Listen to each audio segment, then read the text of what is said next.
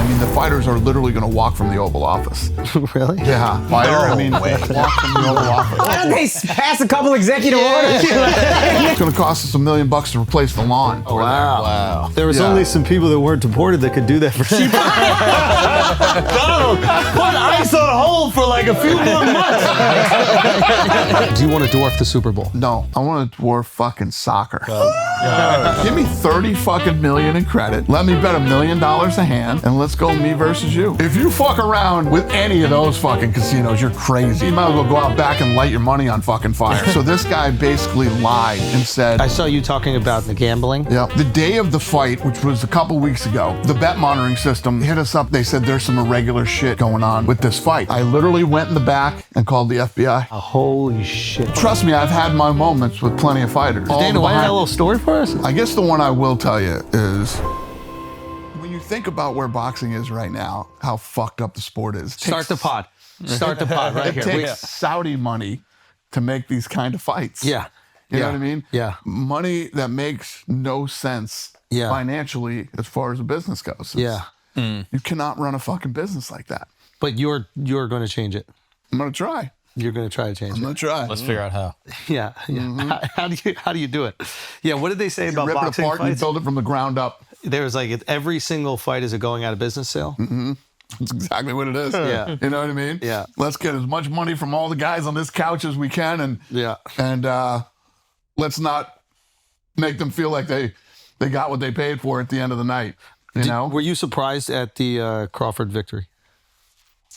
Every guy who knows about boxing told me Crawford would win. Yeah, same. Okay, so Yeah. here's the thing. I was at Canelo Mayweather in Vegas. Like, I saw it live. And I wasn't surprised because I was just the biggest Mayweather fan. I mean, this is the great that I've ever seen, right? But I thought the narrative after that fight and for the next, 10 years, whatever it was, is that Canelo learned so much from that. And you saw it. Like, he was fantastic. Like, somehow he carried power coming up in weight. Like, it was all this. And it was as if he was right back in the ring with Mayweather. It was amazing. Yeah. What Crawford did. Crawford is that good. He's that good. Yeah, he's that good. My boy who boxed, Matt McCoy, almost boxed in the Olympics. Well, tried to. But he was like, Crawford is the best I've ever seen. Just the stuff he does, the IQ, it's the power, it's insane. I thought He's a great dude, too. I actually really enjoyed working with him. Yeah? Yeah, he Yeah, seems good like guy. Fun guy? Yeah, he's a good guy. Team, bunch of good people. It was great. Yeah. It's so easy to work with people when they get paid. Isn't it so interesting how much always in fun a good people are mood to work every time I with? saw him. Yeah. Guys, we got Dana White back on the pod. Let's go. Dana came in hot. I'm not going to lie. Yeah. We got about 20 minutes of the craziest stories you've ever heard. None of them will end up on this podcast. You got to give us Or something. any other podcast. Yeah, fair enough. But we got to get something. You did promise us you'd tell us the whole UFC White House card, so that's really good. Yeah, that was appreciated. You did promise that we were going to We get don't. that. So right now we're dealing with all the logistics for this thing, which is Is it true that Trump is remodeling the White House just for you? Did you? that's all I need.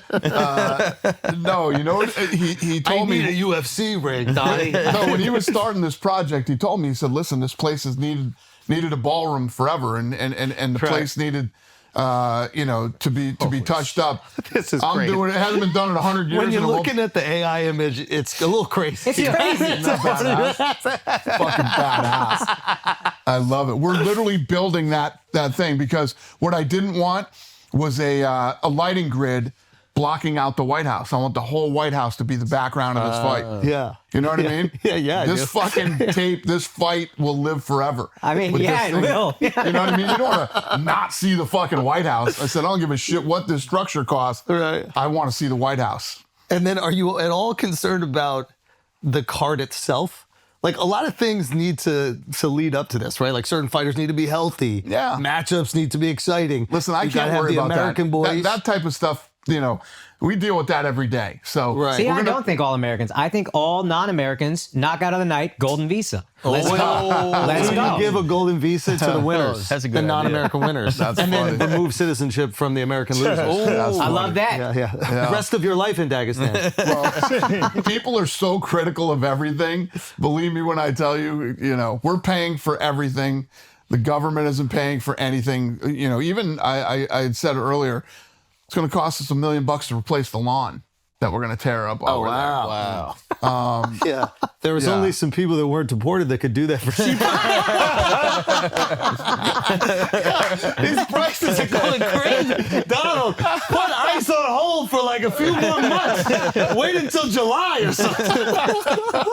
$1 million for another lawn. It's going to be $1 million for the Okay, lawn. obviously you're getting crazy And, heat about well, this. we have to. So the south lawn slopes like this. Right. So we have to build it up and make it all level too.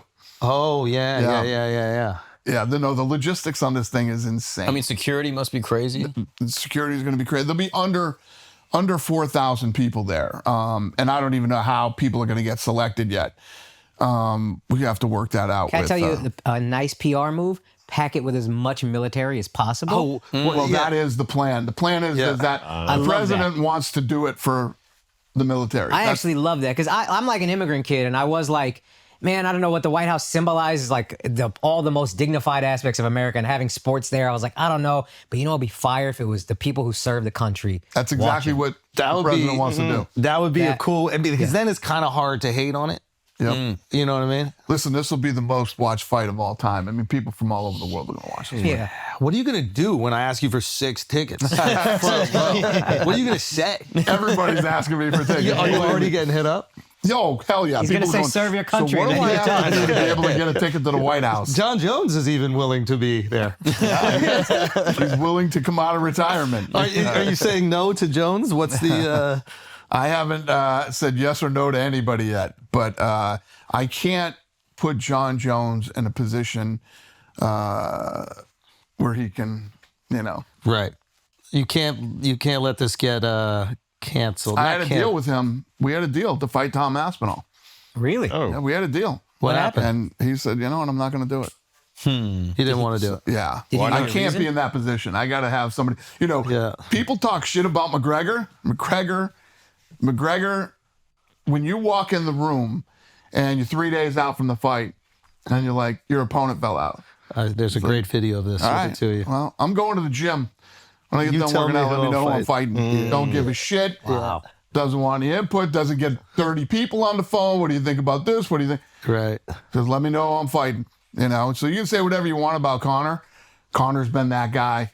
For How us. badly do you want Conor to be at that fight? Well, I don't listen. The rest of this year has to play out. Big fight on Saturday night. Yes. We're recording the rest of this this year has Thursday. to play out, and Yeah.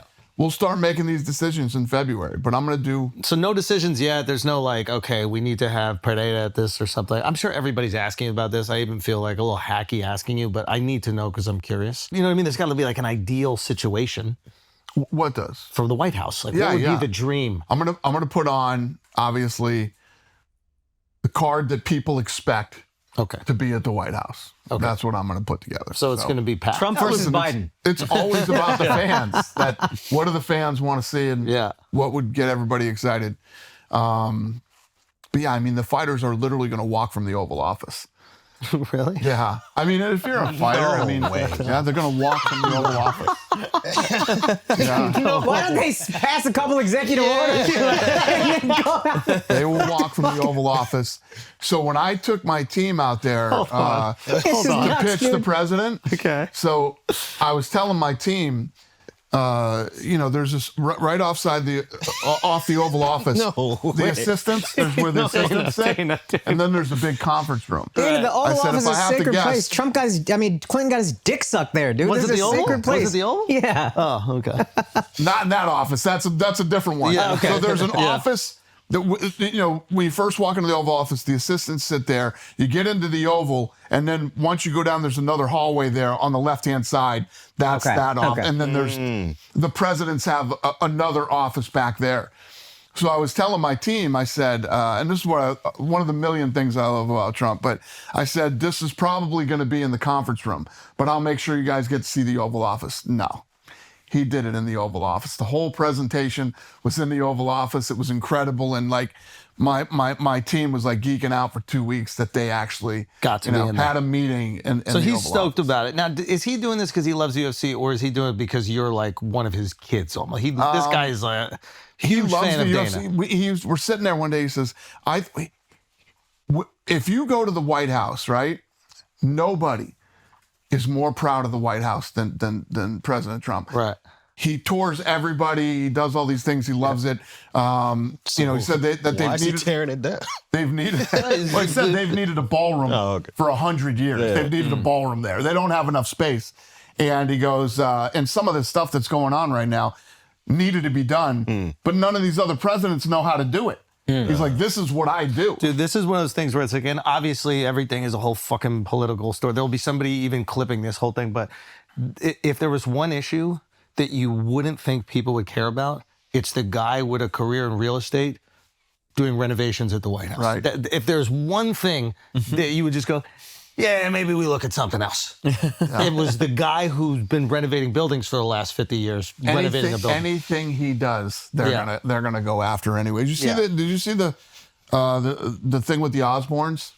Oh yeah, that they just came out with? Yeah, that was really sweet. You guys see No, I this? didn't see So the Osbournes are doing like their podcast or whatever it is, and they're like, "Should we play the message?" And it says, "The Osbournes out President Trump," or whatever they were saying, like he did something terrible, and they play the voicemail, and it's him saying, "I'm sorry to hear about Ozzy. He was a good guy, obviously very talented," and says, he called to give his condolences, and then Sharon Osbourne says, "This man has never treated me and your father with anything but respect," and she goes, and the crazier part is, "I'm not American. Never voted, never will vote, don't want to vote, so the guy doesn't need anything from me." And I've been saying this about Trump for 10 years. Right. I mean, anytime anything he would call, and he is the best guy. Yeah. He's a good guy. And do you find it difficult to even say that now because everything around him is so radioactive? I've been saying it for 10 years. I know you have. It's always been that way. I know that's what your loyalty is, and you strike me as a guy It's not who even loyalty. It's like, if somebody was talking shit about him, they'd be right. right? Yeah, They might be. But you know what I'm saying. Yeah, If somebody was talking shit about somebody that you know very well and know exactly who they are, you would go out and you would tell the truth. 100%. Right? And understand this. When I was doing this, everybody absolutely positively guaranteed me that he would not win. This guy's never going to be the president of the United States. It's never going to happen. Yeah. And you're going to put yourself out there. And I said, yeah, because he got nothing to lose. He's not going to win. I had nothing to lose. I fucking love the guy. No, I know. It's legit. I'm not lying. I'm not trying to get my buddy to become the fucking president of the United States. Right. He asked me to This is speak. something you care about, Everybody told me not to fucking do it. I'm like, fuck that shit. I'm sure they said the same thing to Tyson. And like Tyson to this day has always defended him. You ask anybody that's known Trump for a long time, they'll all tell you the same thing. Yeah. And it's the truth. And even brilliant move by Kid Rock. Kid Rock calls me and says, "Hey, I need a favor. I set this Bill Maher Trump dinner up." Oh, yeah, and I'm kind of freaking out now. He says, if this thing goes fucking south. Not good. Yeah. Yeah. He goes, will you come to this dinner too? Oh, and you were at the dinner? Yeah. And I said, Oh, that's crazy. And I said, yeah, I'll come, but I'll just fucking show up at the White House. Yeah. So I call him and I said, hey, Kid Rock wants me to come to this dinner, on Monday with Bill Maher. And he says, yeah, if you want to come. So we go to the dinner. It was incredible to be at this thing. So Bill Maher, one of the things that the president busts my balls about all the time is I don't wear suits. Yeah. Right? So I don't wear suits. I go fucking showing up there. Yeah. And he's literally busts my balls all the time. Even at Mar-a-Lago. When you go to fucking Mar-a-Lago, have any of you been to Mar-a-Lago? You go to Mar-a-Lago, it's like a Tuesday at dinner. People are wearing tuxedos and shit at this place, right? And I fucking show up, in jeans and tennis shoes and He's and like, t-shirt. Zelensky, get out of here. Bill Maher walks into the Oval Office, and it's me and the president, Bill Maher and Bill's Maher guy. I don't know where Kid Rock was. He was doing something, but he walks in and Bill Maher's shitting himself. He's like, "There's no way I wasn't wearing a suit to this thing." And he looks at me and he goes, "That's definitely from the Zelensky collection." So it's funny he said that. And he's like, "I need a drink." And anytime you need a drink, the president will get you a Coke, you know? And he's like, "No, I need something harder than a Coke." So he starts drinking, and he brings in this list of all the things the president has called him over the last 30 years. Wow. And I said, "This is awesome." And I had them, I literally had them both sign it. And I have it, and they both signed it, and it hangs in the front. When you come up the elevators to the UFC, to the executive offices, it hangs on the wall. I heard Bill tell this story. I thought that he kept it. You have it. There were two. He brought two copies of it. Yeah, he brought 2 copies. Yes. Yo, Rhode Island. My bad, I missed you guys last time, but we're coming back, okay? We're coming back. Providence, Rhode Island, March 28th. This is the only show that I have on schedule right now. Providence Performing Arts Center. Great comedy festival they got going on out there. I'll be honest, this might be their first year. I'm not exactly sure, but we're going to be there. We'll see you out there. March 28th, theandrewschultz.com for tickets. Peace. Also, guys, tour dates, there's only one I care about right now. This is a literal dream come true. Radio fucking City Music Hall. Thank everybody who watched this podcast. Thank all of y'all. I love you guys. April 18th. We're pulling up. Sell that shit out. Let's go. I promise you it's going to be the best show I've ever done. Hopefully the best show you've ever been to. AkashSingh.com for tickets. Presale is live now. Use the code Akash. I love y'all. Let's get back to the show. Live now? Suck his dick. Now. Let's Suck go. his dick. Suck his dick. But for real, light it up. Go get those tickets right now. We're all showing up. April 18th. Radio City Music Hall. Let's do it. Hey, what's up, guys? Just really quick. I'm going on the road. I'm going to be in Philadelphia, Fort Wayne, Indiana. Is that it? Damn, I thought that. Okay, I'm also going to Chicago, Hoboken, and a bunch of other cities. I'll see you guys there. Thanks so much. MarkGagnonLive.com. I commend Bill for going, by the way. 100%. I think. Well, listen to this. So then, he goes in. We sit down for dinner, and they're going back and forth, on policies and what they agree with, what they don't agree with. We go through the whole dinner, and then after dinner, Trump gives Bill Maher a full tour of the White House. Like, wow. Incredible tour. Now, think about how long this guy's been supporting Democrats, whatever. Nobody's ever invited him out and toured him the White House. Yeah. Ever. Right. Yeah. President Trump did. And again, to Bill's credit, he went on his air and said, "Well, I can tell you this. The guy I've hated for 30 years was not present at this dinner." And, he told the truth. But that is the case whenever you meet people in person, right? Yeah. You get like a 3-dimensional view of who that person is as a human being. And I think that's the tricky thing when that is the scary thing for people when they're individuals that are platformed. Like even Trump coming on the pod, or even Bernie coming on the pod, whoever comes on our pod, it's scary when you see someone that you don't like look friendly and nice. It's terrifying. And as an actual human challenges being. all my thoughts and Exactly. It's like, well, I I was supposed to hate this person, Yeah. and then it turns out that like they're kind of a good dad. I don't want to hate someone who's a kind of a good dad. You know what I mean? Like, and I think that's that visceral reaction where you start going like, I need to hold on to my view of this person that I hate, and I will fight tooth and nail to do it. Right. Because people know him politically, and people can agree or disagree because that's politics. 100%. But then you know him personally. You're dead on. What do people misunderstand about him as a person? That when you see him talking at like a political thing, you go, "Oh, they're missing this." Everybody in this room, everybody in this building, everybody in this fucking city, if I took you to dinner with Trump and we had dinner for an hour, you would laugh your fucking ass off for 45 minutes. And then when we got up and left dinner, you guys would walk outside and go, "Holy shit." That was awesome. And I love this guy. This guy's hilarious. We did the, can you see if you can get that clip up of him? This is the funniest shit where the guy who runs Syria came to the White House. He had him in the Oval Office. This guy. Is it the, how many wives do you have in the cologne? And the cologne? Okay. So this guy used to be like the one that came out today said, "Where are all my gays for Trumps?" And the guy goes, "Woo!" And he goes, You You don't look gay.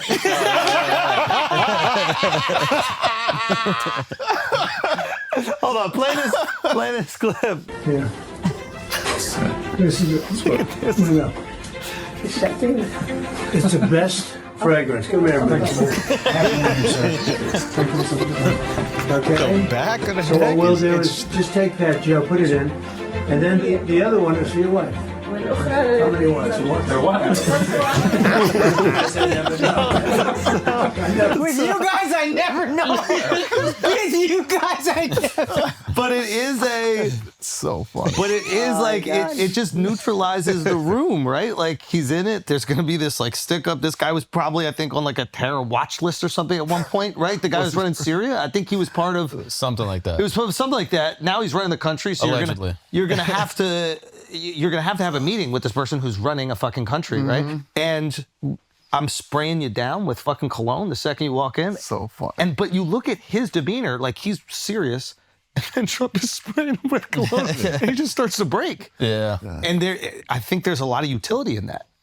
Like, wouldn't you rather kind of, I would imagine, like negotiate with someone that you feel like there's some level of rapport? Yeah. Look at everything he's got done in the last 8-9 months. Some people are very upset about that.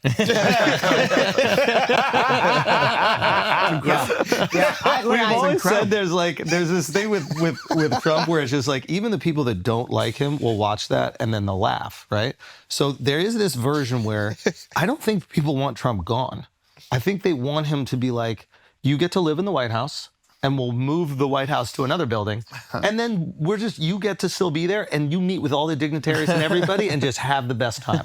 He's like a king or a queen in England. Exactly. Like you're there, you represent, and you're just, Right. we have fun. This You is don't even have to tell him entertainment. he's not president anymore. He's getting shit done. No. He's getting shit done, man. Have you ever like seen something you did politically and disagreed and then talked to him in person and been like, yo, Donald. No. So obviously, it's like friends that you'll have or family members. You don't necessarily agree with everything they believe in or agree with or like or whatever it is. But, it's the same with any president, though. I mean, nobody ever agrees 100% with the president of the United States and all their policies and whatever it might be. But I'm an American and they're the president. It's like the whole time when Biden was president, people were like, he's not my president. I got some bad fucking news for you. Yeah. He is your president. If you're an American, this is the president of the United States. Right. And it's going to be what it's going to be for the next 4 years, and then we all go out and vote I again. remember that feeling going away around George W. Bush or Barack Obama. People be like, that's not my president. And I'm like old school in that way. I was like, nah, whether you voted for him or not, I don't like a lot of what Trump is doing politically. That is the president, and meeting him, charming, warm, brilliant, like EQ, genius level, unbelievable. I got nothing bad to say about him personally. So when I was at the inauguration, there were all these memes that were going around that I was mad dogging because I was sitting right behind all the ex-presidents at the inauguration. And Who are you mad dogging? Obama. They said I was mad dogging Obama. You sizing him up? UFC White House. Obama was the only president turned around and said to me, hey, Dana, congratulations on all your success. No way. I said, thank you, Mr. President. And I shook his hand, and he couldn't have been any nicer. Well, that's the thing. I mean, you could tell with Obama that you would immediately like him anytime you got to meet him. 100%. Yeah. Absolute charming guy and, speaks well, the whole... A brilliant representation of America. I think that's what, like I was on Rogan recently, we had that conversation. It was one of those things where you felt like, wow, this person is a brilliant representation of America and you felt very comfortable with how he was viewed. Yeah. I think Trump is more polarizing. There are people that love him and there are people that hate him. Right? And don't get me wrong, Obama was polarizing too, but in terms of like the rest of the world, outside of racist places that were like, wait, how? I think that they were like, oh, wow, this guy is a great representation of the office. Yeah. Trump does it in a completely different way.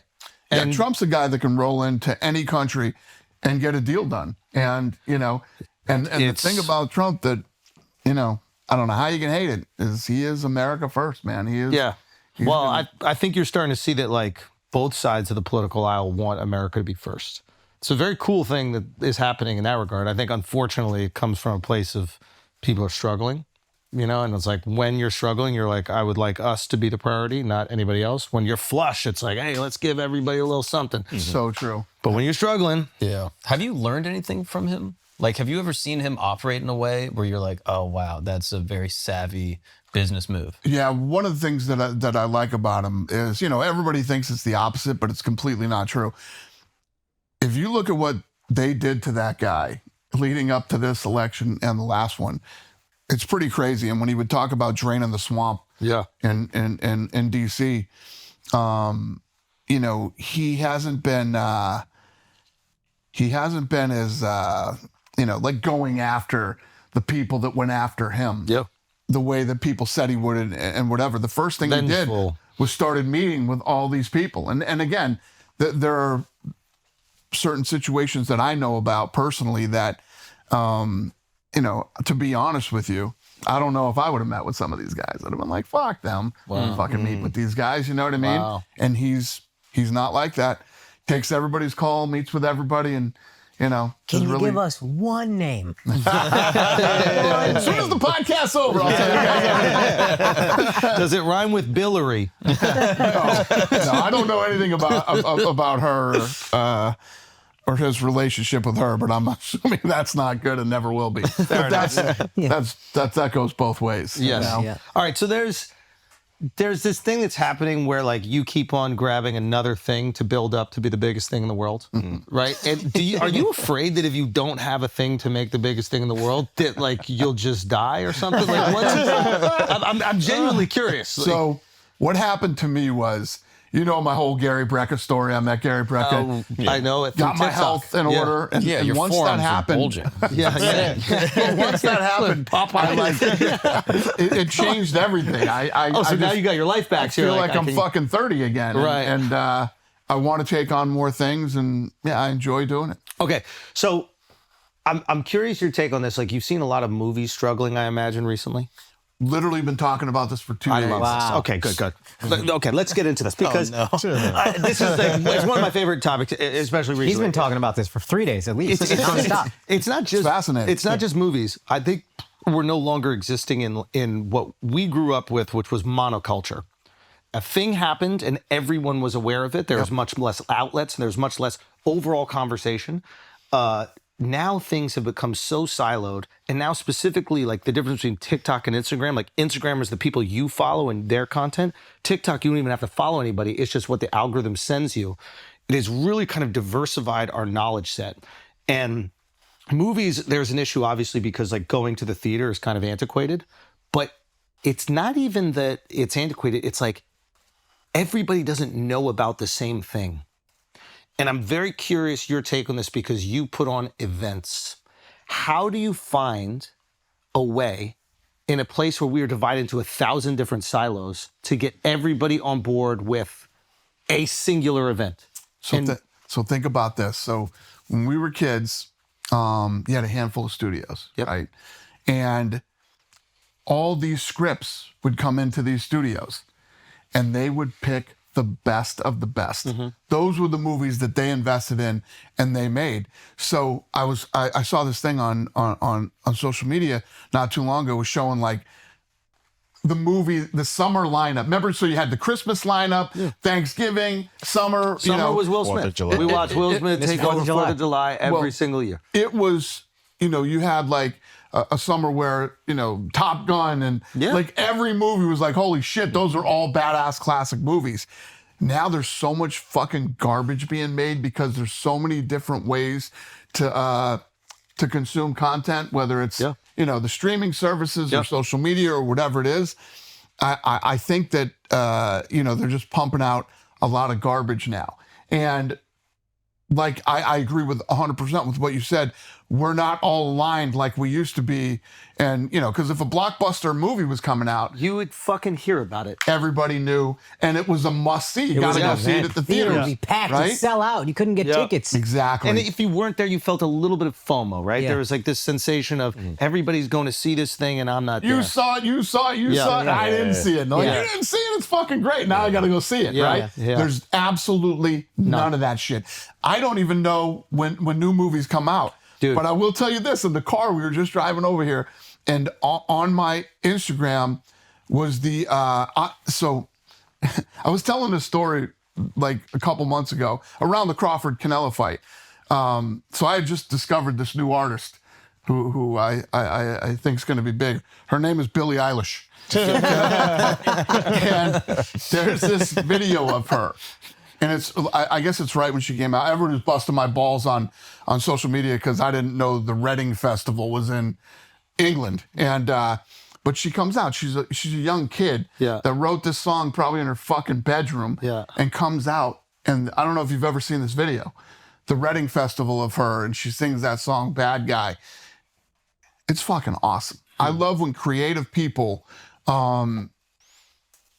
create something and the whole fucking world just consume it. There's this thing about when it hits and everybody's into it. That's just really cool. No matter what, like I'd never heard of Billie Eilish before. I'm not in the demo. I'm sure she doesn't want me in her demo. Look at this. Wow. And listen, they're all singing it. What was big about this was she wasn't the like the main event. headliner. She was like in the afternoon, and nobody was expecting the crowd that she got. You know, and when you watch this clip, it's really badass. And I was like, this is amazing. And then on the way over here, I saw the trailer for The Devil Wears Prada 2. Dude, how fucking cool is that? So I love There's no more of that shit. You don't see things that are that good and that creative. Now, again, we're not in the Devil Wears Prada 2 demo. But when we might be. When you see something that we all saw the first one reluctantly. This is not what I thought you were going to be talking about today. You need volume. You need volume. He's like, yo, Billie Eilish, Devil Wears Prada. Badass. Anne Hathaway's still stunning. Incredibly creative. Beautiful. Okay. This shit doesn't happen anymore. People don't make creative things anymore that make you go, fuck, I got to see that movie. This will decide if movies are done in the theaters. This movie right here. Because the existing IP movies still work. The other thing is, when you went to see movies, part of the appeal too was the fucking trailers. You didn't want to miss the trailers in the beginning of the big movies that were coming out. Alex, the trailers happen before the movie, so you show up 20 minutes late to every single movie. Wait, there's many movies before the movie? I'm missing out on movies. But when you think about that, all that shit goes away. Yeah, because we're watching on Instagram. You're watching on YouTube. It affects the business. Yeah, it's just... The whole experience is watered down. But this is existing IP. I'm talking about like new movies. Yeah, what gets people excited about that? You're exactly right about that. Is they don't make any new creative movies that you go, oh shit, I got to go see that. No, they do, it's 2 or 3 or you know what I mean. They just had a movie with Leo made by directed by Paul Thomas Anderson. It was called One Battle After Another. And it was by all accounts an absolutely sensational movie. I think it probably grossed like $100 million. Right now, it's probably on track to lose $100 or $200 million. But it is a fantastic movie with a superstar director, superstar lead actor, but it doesn't penetrate culture. What's it called? I didn't even exactly. One battle after another. But this is Leo. And I just heard about fucking Billie Eilish. Billie Eilish. Videos from 2019. So what I'm trying to understand is, like, does this also affect fights? Like Canelo Crawford, we're talking about the biggest fight in the world. That's how big something needs to be for all of us to go, I'm locking in, I'm watching it. The White House is another one where if you insert politics into this also, it's like politics is the last thing that kind of brings everybody together. And I think that's why a lot of people are talking about it all the time, because that's the way you can get like the biggest mouthpiece. So you can get to the most, ears and eyeballs. But like when you think about that with promoting a fight, you guys are putting fights on almost every single week. Yeah. How do you penetrate 1,000 different silos? Do you do 1,000 different podcasts? Or is there a way to shine a light bright enough on every single one? Well, where we're lucky is that we have, a built-in fan base that knows what's going on every weekend. And it goes like this.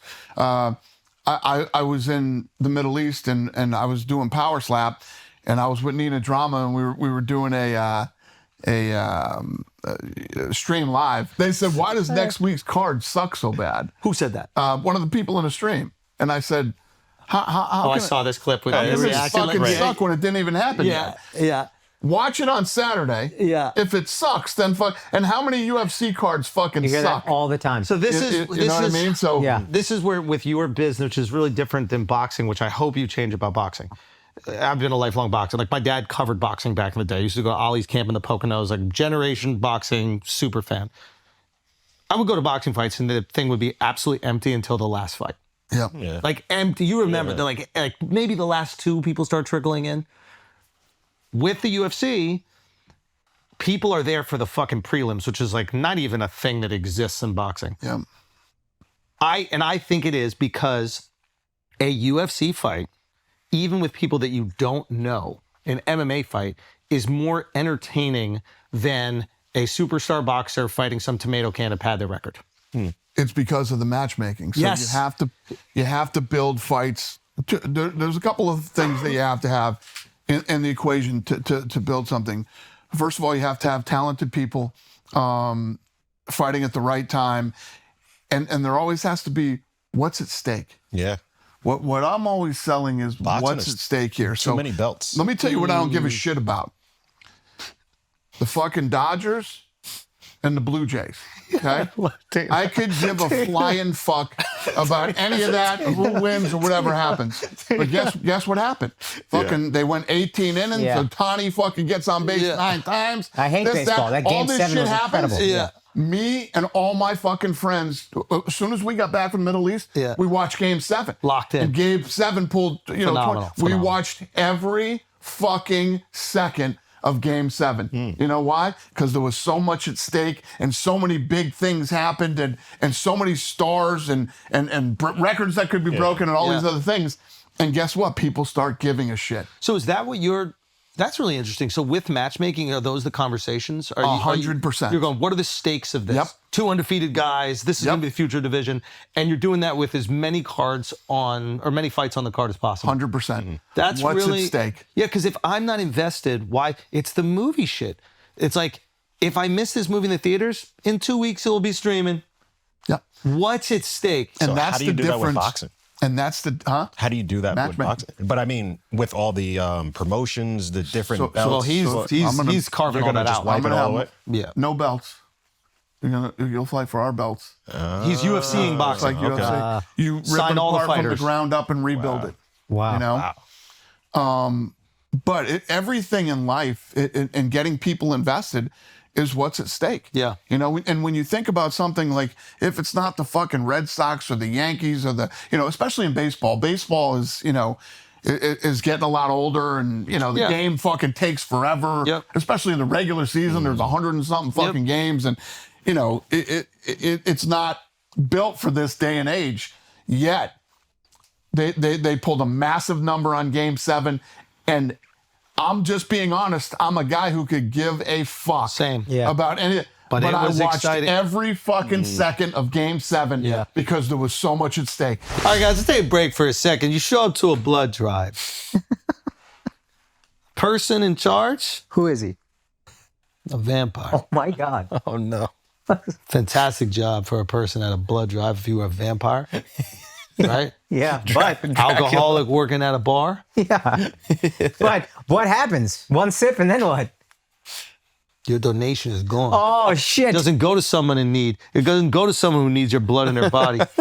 It goes right to the vampire who devours it. Dr. Acula. Damn, Mark, that was crazy. Dracula. We got it. We got it, Mark. We got it. We got what you're talking about. You didn't even believe in yourself when you did it, dude. I missed it. There's a reason why you wouldn't let a vampire run the blood drive. Ah. Just like there's a reason why Morgan & Morgan is America's largest injury law firm. Ah. When you have a problem, you want the experts to be on your side. Not like some vampire in a disguise at the blood drive. Oh, he's in disguise. Yeah. That's how he got away with it. Dude, He was upside down. if he wasn't in a disguise, you would know it. And then, exactly. And then you wouldn't give him your blood. Are you fucking crazy, Mark? If you showed up and there was a vampire at the blood drive, you think you would give him your blood? I was expecting 10 Jamaican women, but actually it's a Transylvanian guy in a cape. I was like, man, this blood You bank. want some blood clot? Why is there a What blood the drive? blood clot is going on over here? Why is there next to the copy, dude. Morgan & Morgan has a proven track record of fighting vampires for the people over 35 years now. And non-vampires. Yeah. And non-vampires with over $25 billion recovered for their clients. Morgan & Morgan knows a thing or two about fighting vamps. God, no. And to get you the compensation you deserve, hiring Morgan & Morgan, it's like hiring an army of vampires. Had a blood drive. Blood drive. But it's also like hiring an army to go to battle. They've got more than 1,000 lawyers in 100 offices nationwide. If you're injured by someone else's negligence, you deserve to be paid.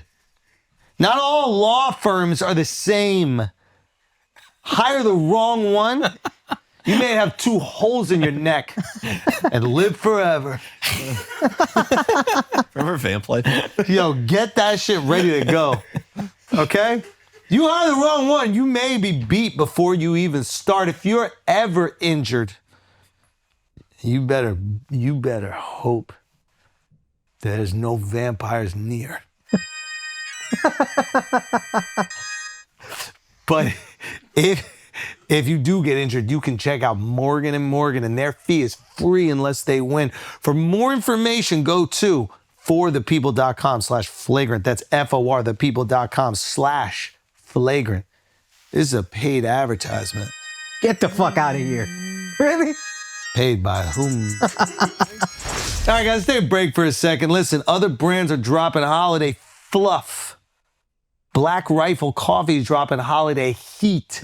Yeah.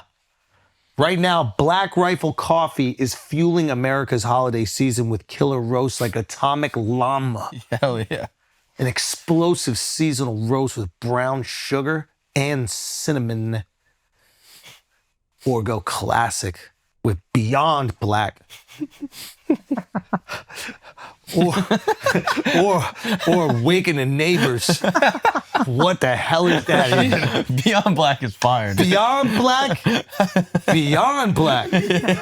Damn, I bought some fake Air Force Ones from Beyond Black on Canal Street the other time. Shout out to my Sudanese brothers and sisters. Coffees that hit harder than your New Year's hangover. It's roasted by veterans, built for legends, and perfect for stuffing stockings or powering through that third holiday party. Use Flagrant at blackriflecoffee.com for 30% off, or find it at Walmart, Target, Kroger, or any local grocery store near you. You little vampire. Let's get back to the show, you little vampire. When we were younger, there were these 24/7 documentaries on HBO for boxing. Yeah. You remember those? Yep, of course. And what I think they did is they created stakes for boxing casuals and people that weren't even boxing fans. Yep. All of a sudden, they started to like fall in love with these people and realize what was on the line. Yep. And F1 kind of did this also. dude, F1 did it, and you found like Americans never gave a fuck about Formula One, and they put out this Drive to Survive, and all of a sudden, you know, chicks are finding the drivers cute, and are they gonna get married to this, you know, girlfriend that they're estranged with? Yeah, inserting stakes. I wonder if that's. How do you just do away with all these promotional teams? Because that's a lot of money. They have fighters under their contract and stuff like that. Like, how are you gonna just be like, Well, you know, if you look at the whole world, there's lots of up-and-coming guys. So when you talk about them having these guys under contract, they got guys that are, you know, you got Tyson and Tyson Fury and all these other guys that are already big stars and everybody knows. I'm going for all the guys that are going to be stars in 5 years, you know? You build this thing from the ground up. Get rid of all the sanctioning organizations. I'm not going to deal with the WBC and the IBF and the WBA. oh, wow. What type of pushback are you receiving from them? Fuck them. I don't give a shit. Yeah. They don't matter to me. But is Listen, there? they can still run their business. There's still going to be Eddie Hearn and all these other guys out there that still do it and will play by their rules. Yeah. But there's probably a lot of people that don't want this to happen. Yeah. And money behind this to stop it from happening. We'll see. We'll see how it plays out. But you're not wrong. You're not wrong. You're right. There's going to be You need a stakes. ton of That's what I'm forces starting to realize. that You go- need dangerous shit happening in your life constantly. Dana to keep terrified. that go against me, and that's part of the fun of it. What if I like everybody that. one day just started loving you, Dana? What would you do? Would you just retire? Well, I saw a clip of you talking recently about how you wanted to be a fighter, and then you're like, I don't have it to be a fighter. I think you're wrong. I think you are a fighter in a different arena. Everybody is in some way. I mean, we all fight different things every day in our normal life and in our professional life. Mark has to fight to keep cocks out of his ass. Well, what the? No, that's not true. Hold on. I don't fight it.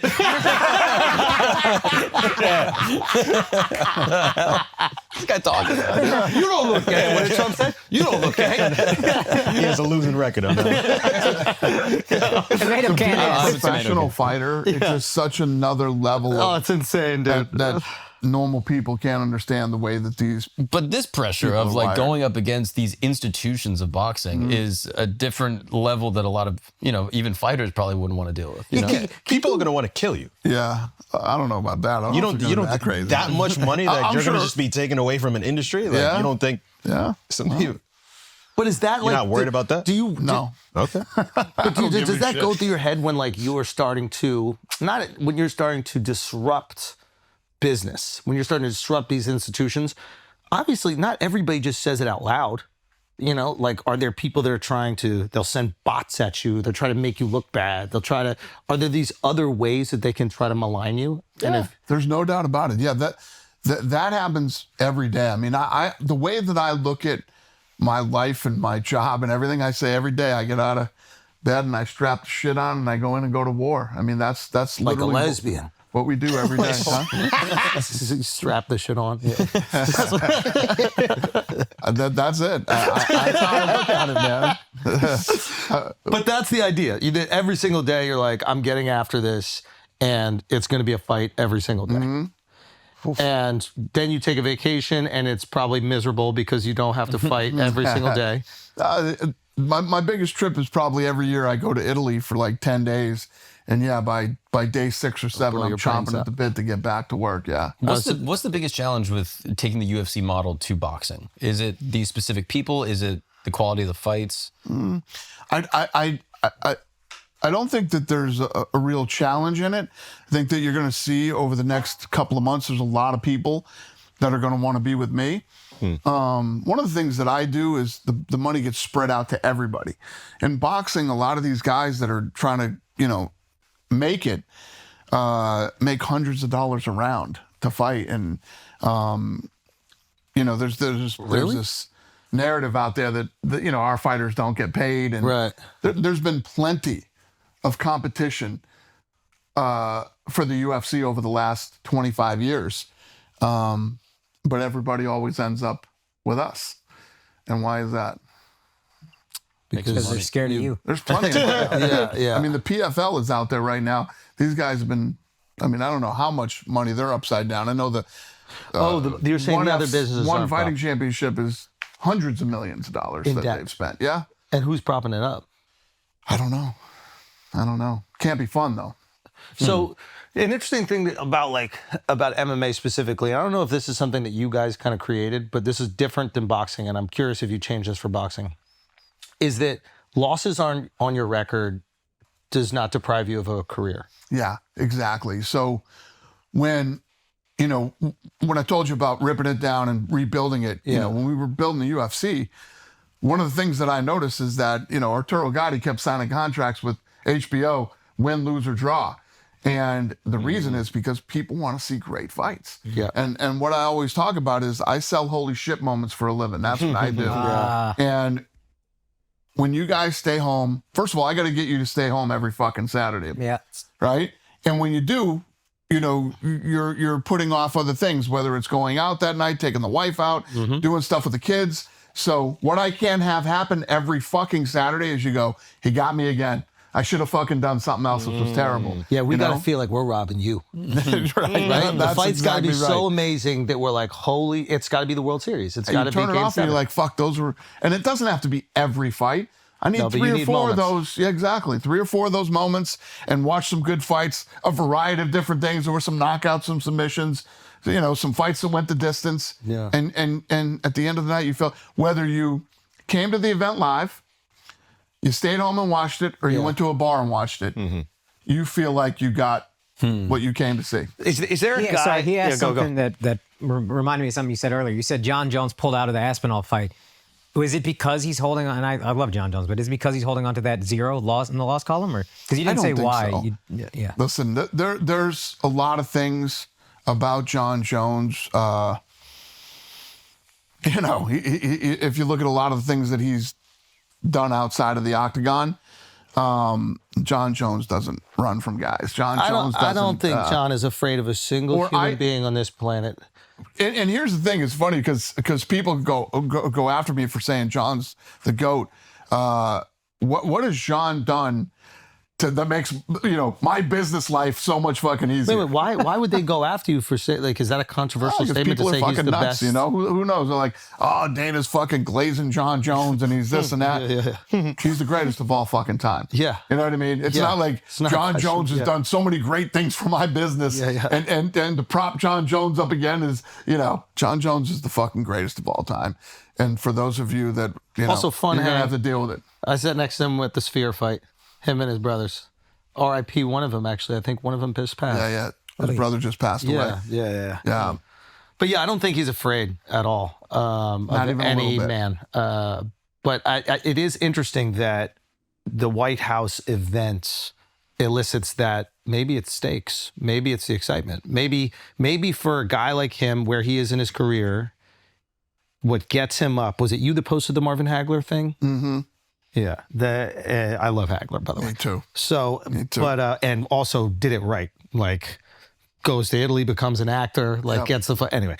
But yeah, maybe that's what he needs. Maybe he needs an event that big for him to go, okay, I'm going to dedicate myself the way I need to dedicate myself to get my body in shape, to get my mind in shape, to really prepare. Like, maybe he needs stakes to be that high. And Jones has I mean, you've seen it so many times, has that dark side to him. Like when him and Cormier don't think they're on camera and they're talking, they can hear each other. They're getting ready to go on SportsCenter or something.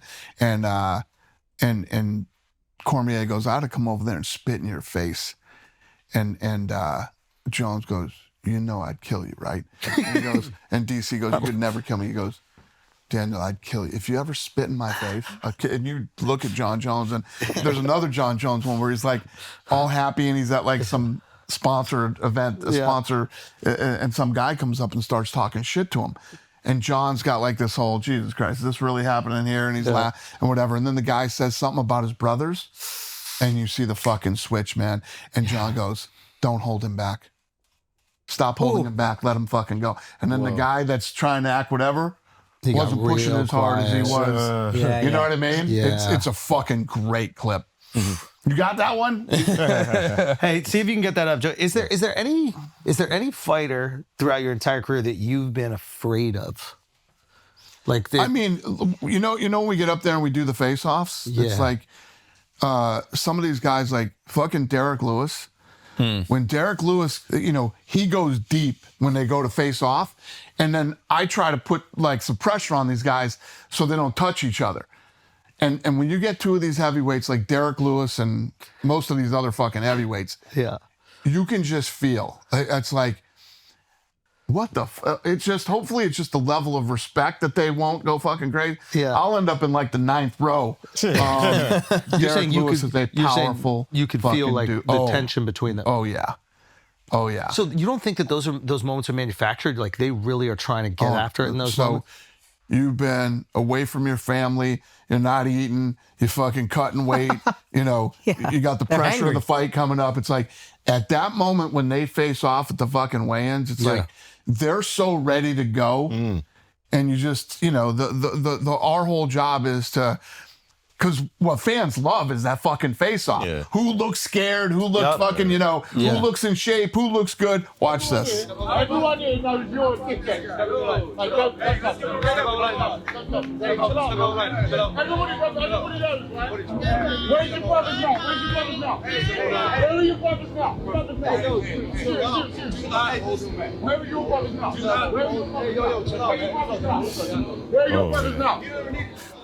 And that's what Backed See up. his face He change backed and say, up. don't hold him back. we need to hold him back immediately. We Yeah, need all to of a get him sudden out that of guy here. started And getting look backed how up. easy it was for that guy to just go, hey, let's He get got out of moved here. very easily you're by right, security. actually. Yeah, John looks at him and says, don't hold him back anymore. Whoa, That's crazy. that's scary. Okay, so Yeah. Derek, it was just pure like there's size here, and God forbid he swung, he clips you, you're gone. But has there ever been a fighter where you're like, I don't know, like I don't know if this guy likes me, and I don't know. I If mean, I don't know if any of them like me. Trust me, I've had my moments with plenty of fighters, and you know, yeah. I don't ever talk about all the behind the Dana scenes White shit. got a little story for us. Behind the scenes shit goes on every fucking week. Really? Oh yeah. Is there anything you could bestow upon the boys? I guess the one I will tell you is, you know, some of them have been public and most of them have not. But, you know, everybody has this thing about Francis Ngannou. Francis Ngannou is a bad guy. He's not a good guy. He plays the whole, I don't understand the language, and he tries to come off like he's a fucking nice guy. You know what I mean? And people go, oh, it's the language barrier probably. No, there's no fucking language barrier with this guy. He's a bad guy. And I told my guys, you know, I wanted to cut him early. And two of my matchmaker guys were like, oh, no, you don't understand. I said, guys, let me tell you a story. When somebody shows you who they are, believe them. Believe them. And this guy has shown. So he's going in to fight Stipe Miocic in Boston. And he knows he's going to fucking kill Stipe, right? So after the press conference, we're walking down this hallway, and he comes over to me and he grabs me. And he says, let me tell you what's going to happen. His English is fucking great, okay? No language barrier whatsoever. When this fight's over, you're going to book me a private plane to Paris. And I said, I laughed and said, oh yeah? He goes, I'm not joking. You're going to book me a private plane to Paris. I said, oh, okay. So we go our own ways. Stipe Miocic beats the fucking shit out of him. Beats the shit out of him. So that ended that whole conversation. And I should have fucking cut him that day. Then That's we're in my crazy, he comes up. So when this guy was, So this is the first time this is our first sort of Stipe and sort of Francis. run-in. Yeah, the first, Yeah. So then, you know, when you're an athlete that's signed by the UFC, you know, you get full access to the Apex Performance Institute, and you know, you can eat there for free. Everything's free, and do all this stuff. This guy was fucking living there, right? And he had just fought, and he comes up to my office, and you know, he's in the hallway or whatever, hanging out, and I said, "Come on in, what's going on?" And he was pissed off that he didn't get a $50,000 bonus in his last fight, that he didn't get the bonus of the night. And I said, well, Francis, you didn't get it because this, that. And he's in my office and he's arguing with me. And I'm like, yeah, this guy got this guy got that, and this is why. So the conversation's over. I'm starting to leave. And he grabs me by my shirt. Fuck. And like pushes me back in my office. And I said, dude, get your fucking hands off me. Those were the words that came out of you when Francis Ngannou grabbed you by the shirt? Yeah. Wow. And it you know, I would have been like, I hated this shirt. It's too tight. Well, it's like Snuggle me this shirt. But it's no, I could see in this guy's face and in his eyes and in the way that he's acting who this guy really fucking is, you know? And, you know, then my guy Hunter, they were talking about something. It might even have been the same thing. And when Hunter started to walk away, Francis grabbed him by the fucking back of his collar and fucking pulled him back. Said, "We're not done talking yet." Wow. Yeah. So there was a lot that went into your dissolved relationship. Oh, yeah. So this guy's not a good fucking guy. He's a bad guy. And if you look now he's over and he's done a deal with PFL in Saudi Arabia. And now he's asking to fight, me and Jon Jones need to fight and fucking, I'm sure they wish they never fucking signed him. Really? You know what I mean? Yeah. And I don't have to hear one word from any of those guys over there to know. Because I know. I've dealt with him. I know who he really is. And Yeah, that's unfortunate. Yeah, it's always, those are the tricky things when you you have an idea. And I never talk about this type of shit publicly, but I felt like after the conversation in the hall and all the other shit, I had to You gotta give us something. You gotta give us a There's little one I'm willing something. to give you. I guess it's that one. I mean, yeah, I can imagine that. That's got to be the But trickiest these type thing. of things happen, Yeah. We're in the killer business, man. These guys are fucking killers. And Are there certain guys that you think they don't have the kill instinct in them, but they're incredible athletes and amazing Yes. martial artists? 100%. So like a Wonder Boy, for example, maybe he's a dark dude on another side, Right. Or like amazing I don't competitor. think so. I don't but think he seems is. like he doesn't. He's probably a bad example. He's a talented, great, amazingly talented, yes. and seems like a good dude. And I feel like if he permanently injured someone in the ring, he would probably feel a little bad about it. I think he sees it as you'd feel a lot bad about it. Okay. I mean, one of the things that I'm going into boxing in the almost 30-year history of the UFC. There's never been a death or serious injury. Dude. We spend a shitload of money on health and safety to make sure that these guys or whatever. Now in boxing, 3, 4, 5 guys die a year. Dude, it's wow. How are you gonna stop that? Spend the money on health and safety. So we make sure that we know most of the damage that happens to these guys is training for the fight. You know how much shit we catch in the UFC by making sure that these guys do all the right shit, and it's not cheap. What do you it's mean? MRIs and so this is the advantage of having that fight facility. Well, no, it's fucking expensive.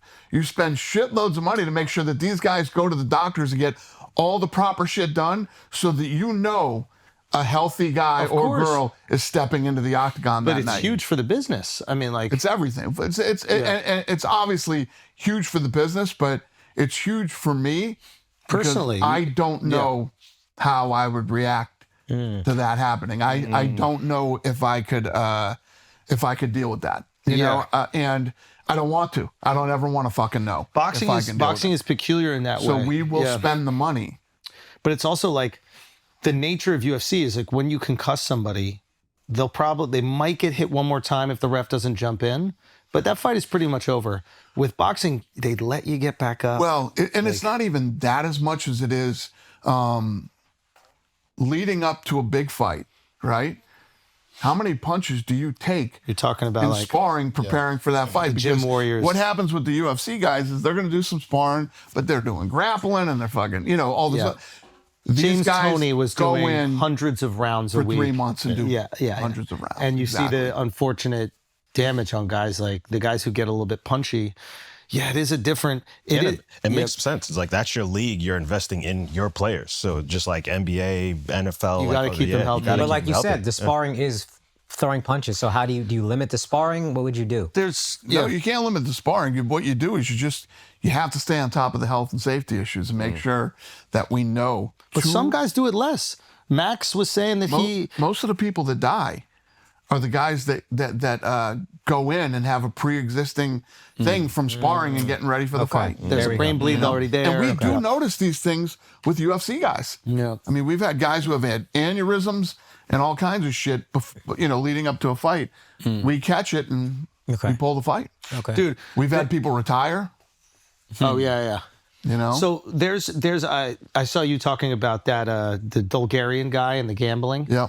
And you've seen it happen with the NBA. We had Shams on here and stuff like that. Do you know who he is? He's the guy who drops all the breaks what's all happening, the and breaks all the information. This guy's getting traded, yada yada yada. An interesting thing happened with the Shams kind of interview, and also this Jonte Porter guy. I don't know if you heard of him, but he was playing for the Raptors and he did some stuff.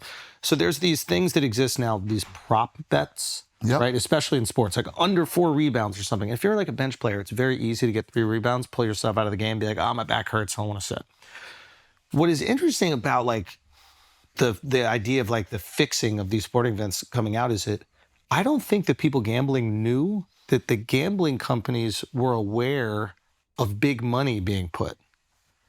Do you know what I'm talking about? So, like, for example, when they see big money being put on an obscure bet, that's flagged in a system.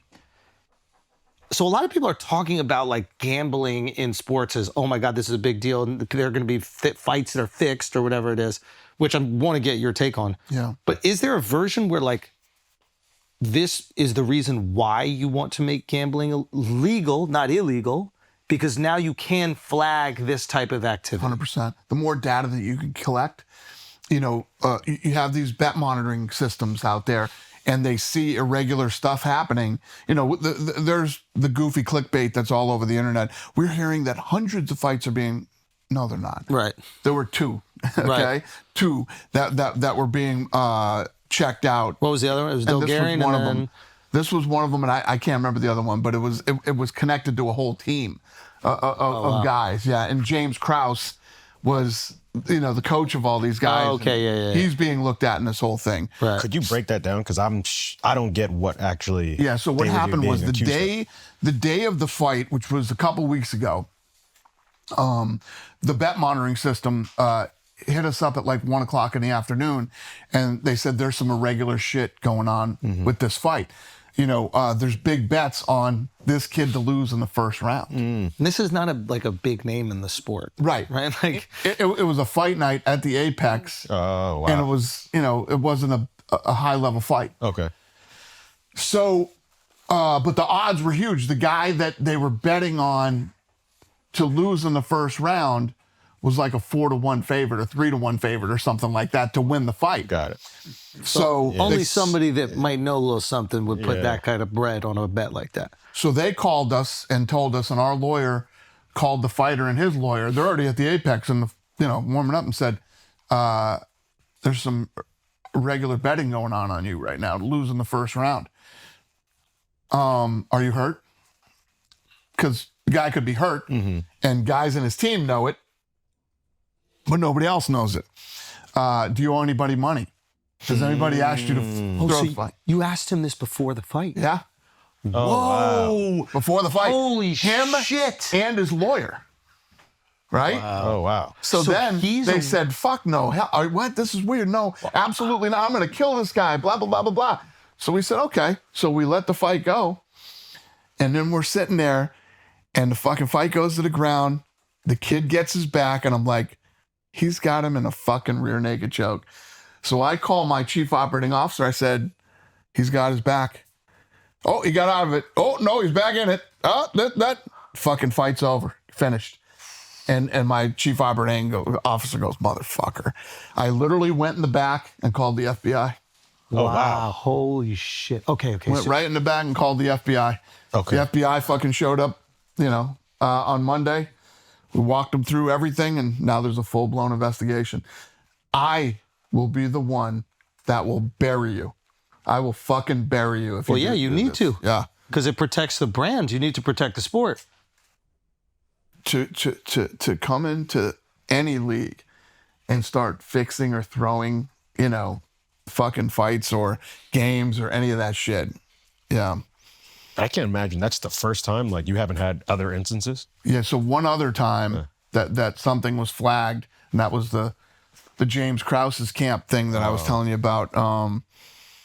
And that's what sort of kickstarted this whole thing. Now, once the betting service, calls us and lets us know there's some irregular activity, yeah, we're all over it. Mm-hmm. So that's a thing. So it's not like, you see things online and they're like, the FBI is investigating them and 100 fight all this shit. Yeah. It's Like, fucking, I called the FBI. I called the fucking FBI. It's like, it's so fucking crazy. Also, sometimes you don't even need to. Like with the NBA, the FBI was notified first, and they started notifying the teams.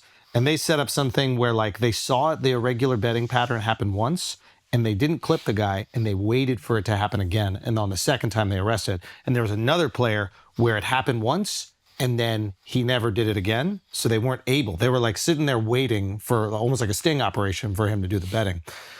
So betting is so regulated. So this is okay. And like you were saying when you started this whole thing, when you have more of like, if it's a guy with a leather jacket in a bar and you're doing a prop bet, yeah, you could fix things easier. When you have these things that are itemized and you know the exact volume of the bets and something gets irregular, it's going to be flagged. But I do think it's important for you to speak on that because people don't maybe understand why it is actually safer and how, like, I think the people that are trying to fix these things and the fighter trying to throw it, they're too stupid to realize that it's going to get flagged.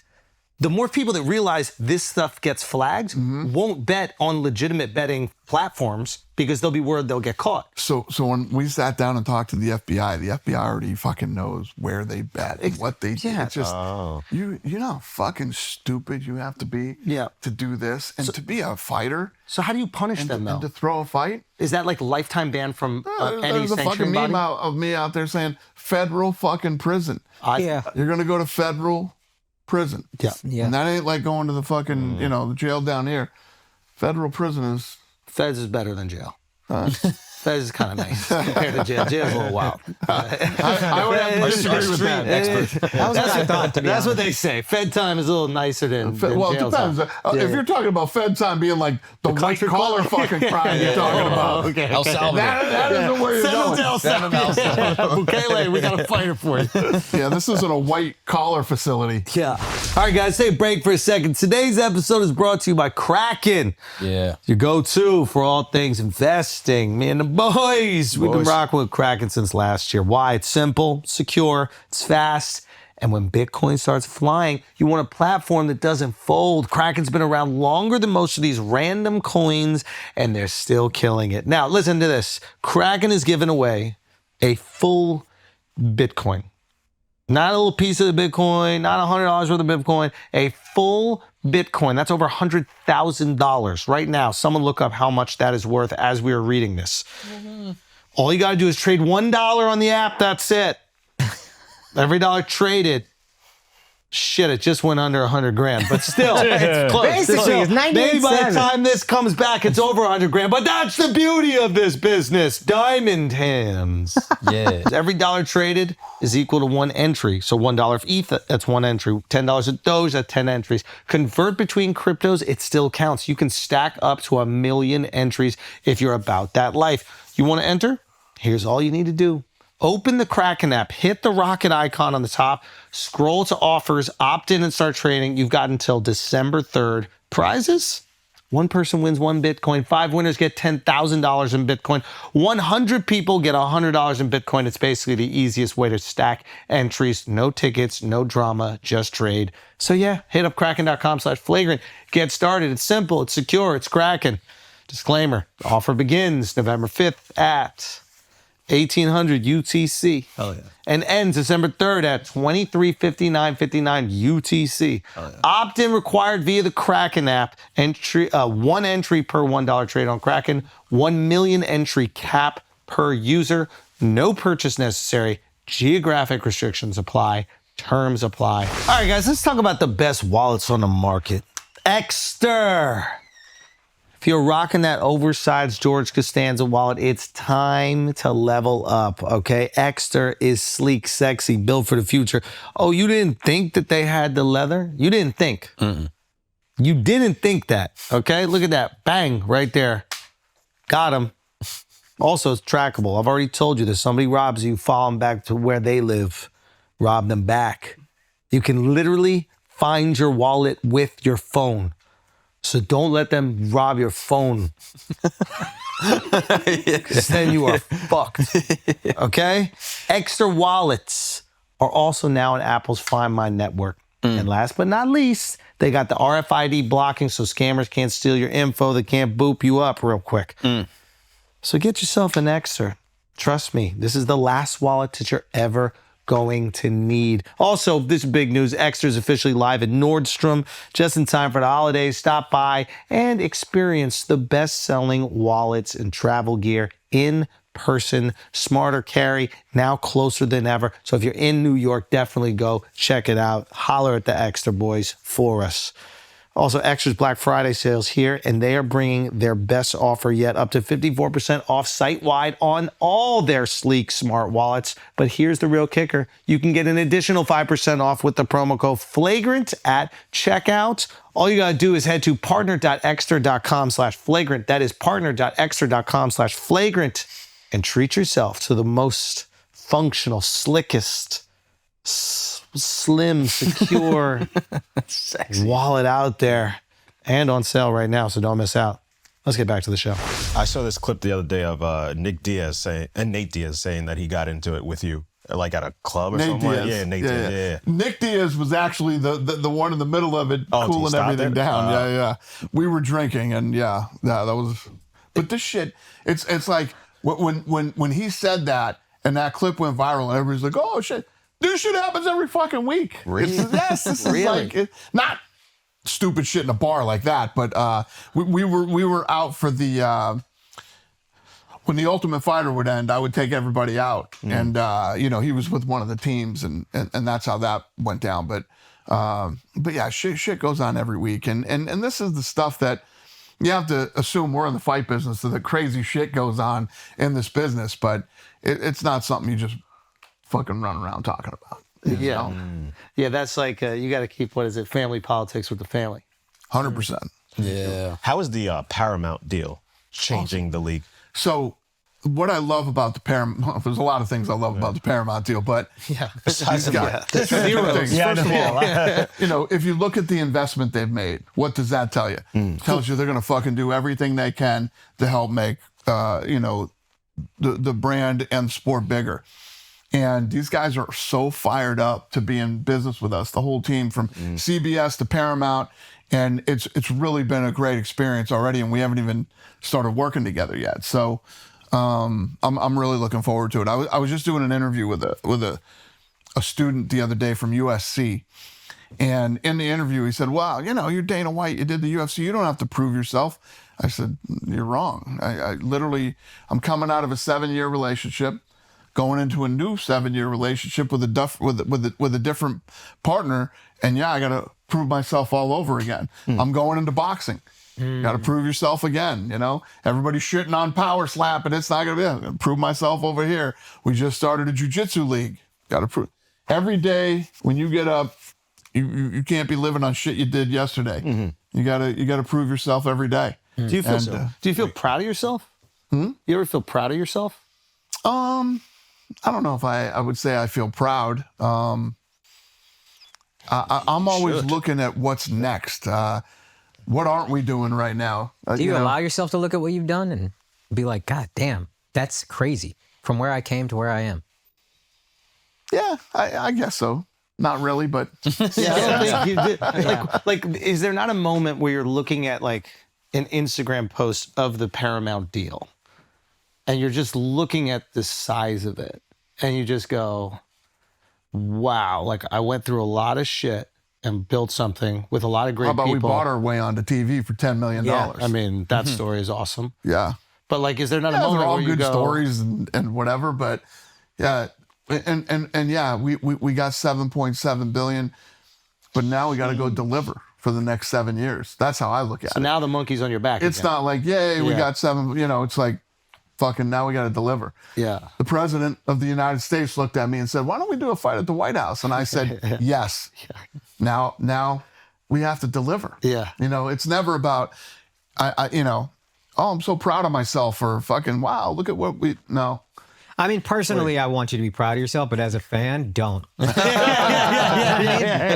I want that for you, but as a fan, don't feel continue too to accomplished. feel unfulfilled. Yeah. Are you worried at all that now that there's no more pay-per-view, like maybe there's less excitement to have to tune in on a Saturday because they know like, I can get it for free? No, I mean, if you look at the fans are not stupid, right? Fans know what's up. It's like you're always going to have the fucking dildo from the It's a joke about him being gay.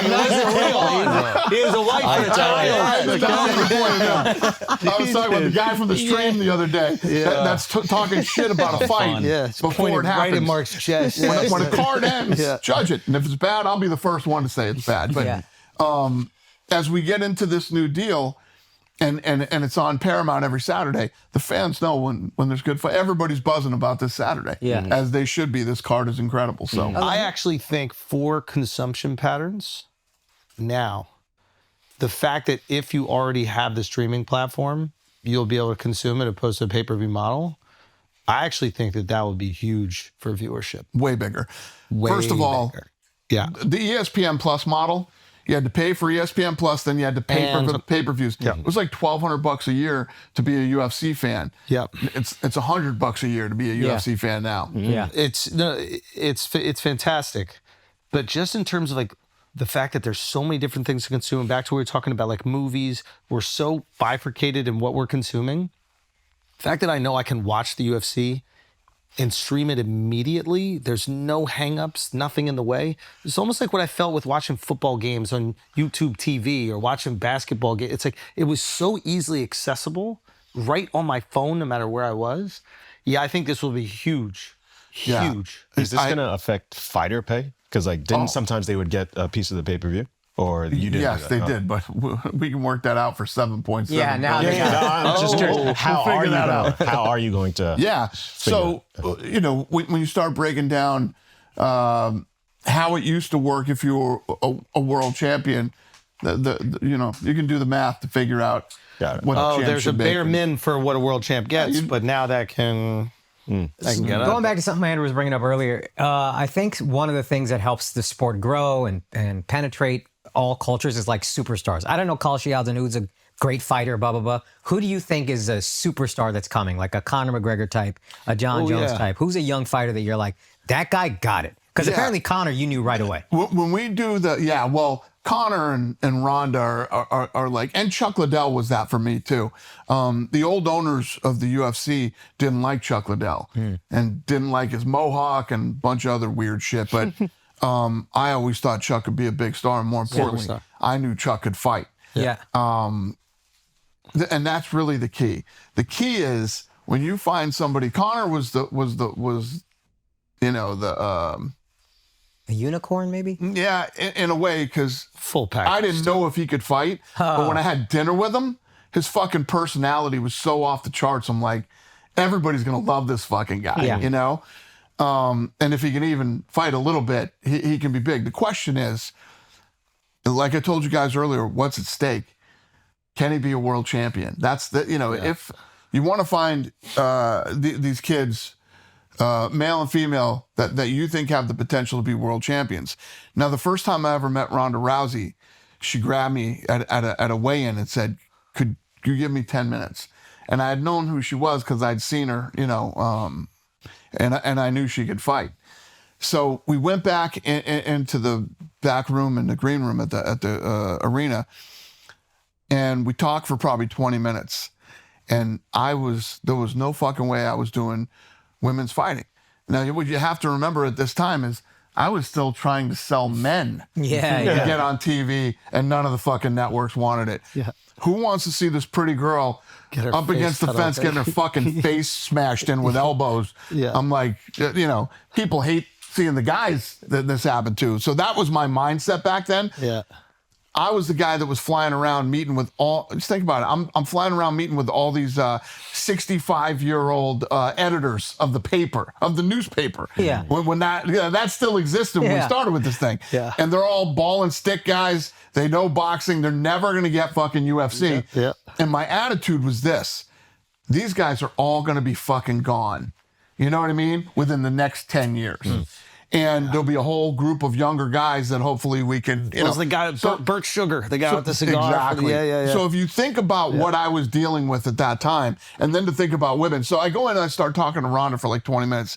10 minutes into the conversation, I'm like, holy fucking shit. Star. I might do this. Wow. She's the one. I think she's the one that if I'm going to bring women into the UFC, I can launch the whole thing with her. I didn't know that that's what the role she played in female UFC. She opened the door for women. 100%. What is it about her? Would have never happened. Everything about her. The confidence in herself, the way she talked, the things she said she was going to do. I've dealt with those type of personalities before, and I fucking knew 10 minutes in. As soon as I walked out of the meeting with her, I called Lorenzo and I said, you're not going to fucking believe this.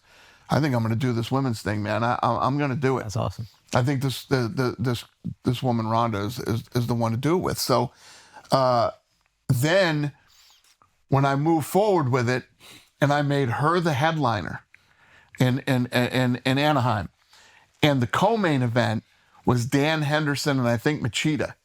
I don't remember, but And I remember the her fucking being backlash that I got from that was like, holy shit. Yeah, I guess women do deal with some fucking shit that I got from this thing. Wasn't until that moment. No, seriously. kind of got it rough on it. No, seriously. The fucking shit that was being said online about the fact that these women were the headliner of this Why thing. did you make it? Was it not a championship bout between Lyoto and... Was that the point in time where it needed to be a championship? I don't think it right? was, Okay. I don't think it was a championship fight. And the championship fight's always going to fucking headline. And if you're going to fucking go, right? So leading up to that thing, the backlash and all the people talking shit and all the stuff, then that night we're in Anaheim, fucking sold out, right?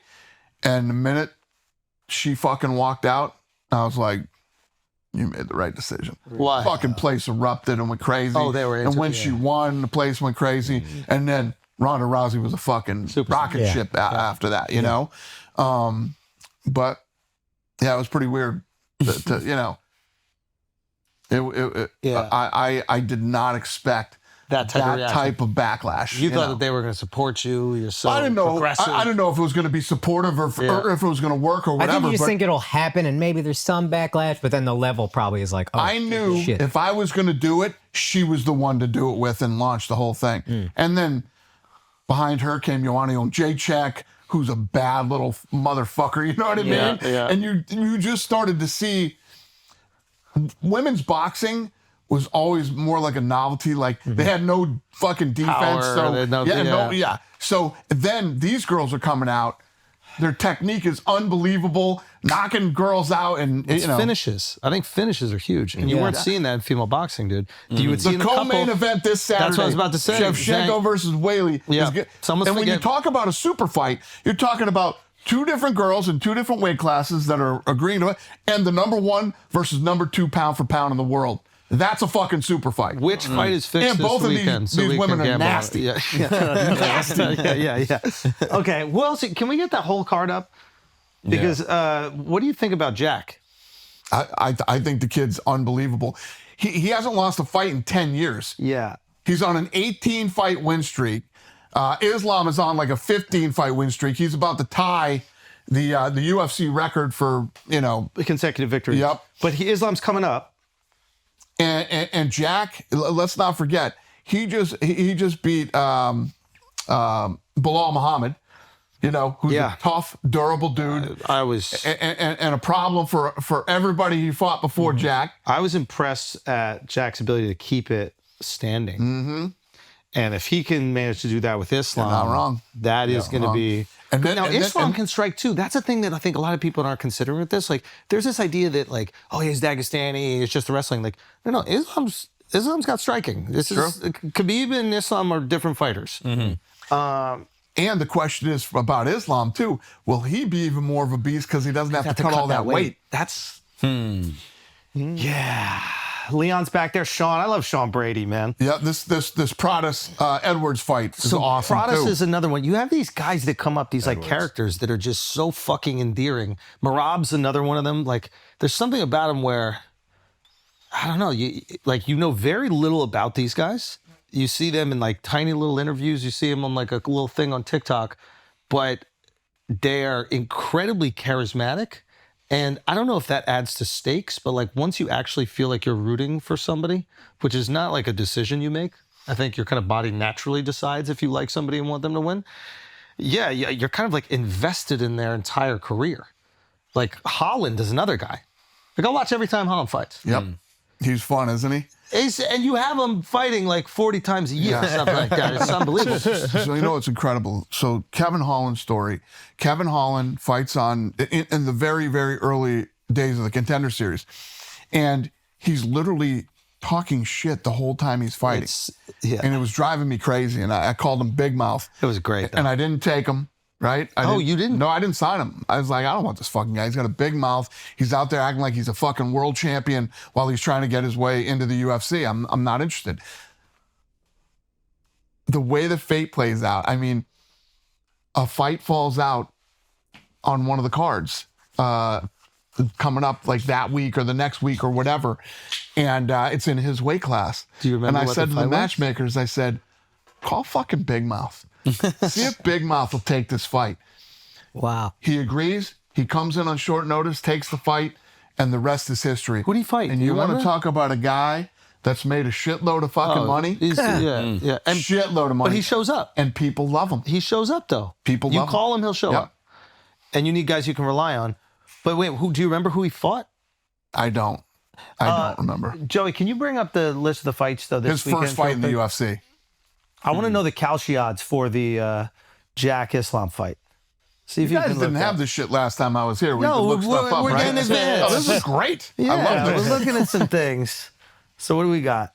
71% Islam, I think it was. Yeah, Islam is a pretty heavy favorite on college. Oh wow. Yeah. Is that? Would you say that that's how you feel about it? You think Islam heavy favorite? No, I disagree. I think it's a closer. it's way closer. Yeah. Way closer. I agree.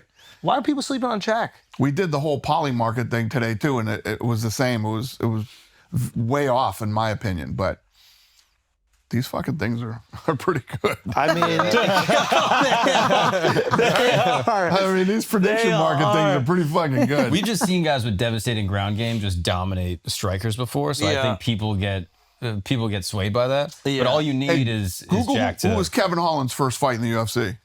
You need someone like Jack just to connect once, and the fight changes He's a in a bad second. And can he keep it standing like he was saying? Yeah. Can he stop Islam's takedown? yeah. It's gonna be a whole different fight if he can. I saw something interesting that Islam, when he's striking, he'll go back directly backwards, Oh, which creates a problem for him if Jack is. Thiago Santos. Wow. Who's a bad motherfucker. That's right. Wow. He came in and fought Thiago. I remember when he fought Jacare. Do you remember that fight? Yes. Yeah, Jacare, where Knocked he was him out from the bottom. from the bottom. Yes. Yeah, Mark does that all the time. This is insane. That's impressive. That's impressive from the bottom. Guys, we can't. Put him to Guys, sleep. Come on, my him to child's sleep, watching this Mark. right now. Okay, sorry. Won't do that at all. You do so much stuff. What are you most excited about right now? I'm obviously very excited to head into the Paramount deal for a lot of different reasons. First of 7.7 all, billion how into the sport they are and how much they've invested in it. My long-term goal is to take this thing everywhere. I believe that this works everywhere. And like I always say, and I'm sure I said it last time I was on the show, but if I didn't, I'll say it now. Power Slap will be bigger than the UFC. You think? You don't have to train for 10 years and be this elite athlete and all this stuff to do it. And guess what?